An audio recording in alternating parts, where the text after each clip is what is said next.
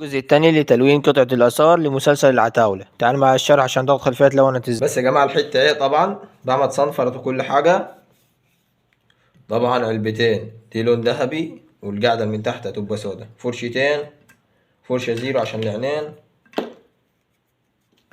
أول حاجة طبعا هنلون الايه اللون الذهبي.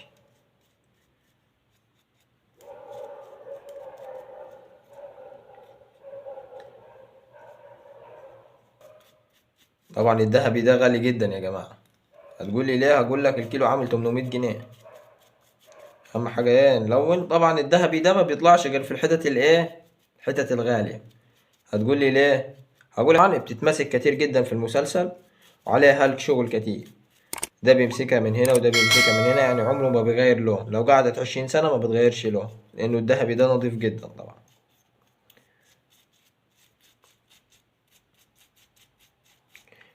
ترشه عادي، تدهنه عادي.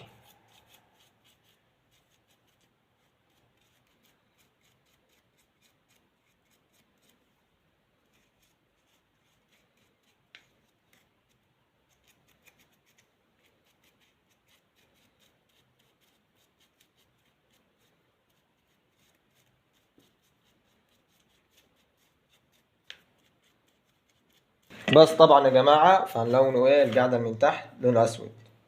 طبعا القطعة دي هتروح للمسلسل، فلازم ايه نشطبها بتشطيب عالي جدا عشان هيفضل ايه هيتمسك فيها. طبعا قصة تشطيبها جامد حلوة جدا شديدة. هتقول لي ليه؟ هقول لك لانهم اكيد هتقع منهم في مشاهد كتيرة طبعا، فلازم ايه نظبطها.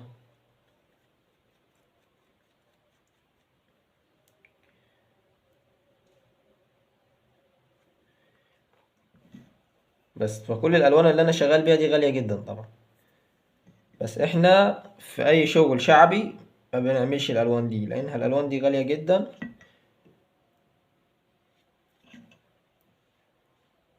بس والمسلسل هيبقى تحفة طبعا. المسلسل حاجة حلوة جدا يعني، خش اتفرج عليه هيعجبك. لو عجبك الفيديو بتاعنا ما تنساش اللايك والاشتراك في القناة وشجعنا عشان نستمر. طبعا الفيديو ده متصور من فترة كبيرة جدا، بس انا ايه ما كنتش فاضي فنزلته دلوقتي.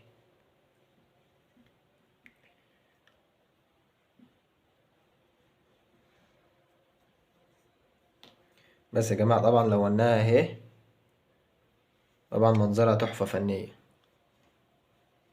اهي، نفس في المسلسل بالظبط. بس اهي طبعا دي هتروح المسلسل عشان يمثلوا بيها. طبعا هتدور عليها قصة كبيرة جدا وشابطة ومشاكل كتيرة جدا على حتة الآثار دي، بس مش حقيقية في الآخر. دي بوليستر.